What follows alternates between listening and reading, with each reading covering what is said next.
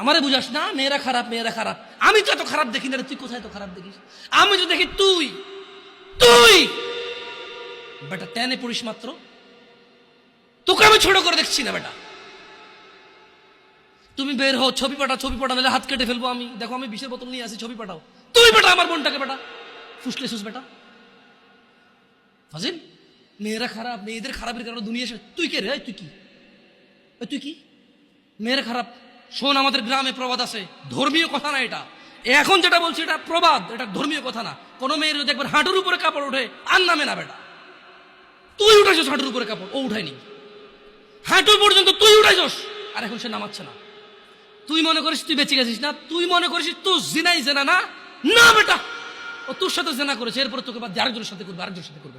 আর তুই সূচনা, তুই ওকে শিখাইছিস, এটা সবগুলো তোর উপরে আসবে বেটা। তুই নিজের ছোট পাপিষ্ট মনে করিস।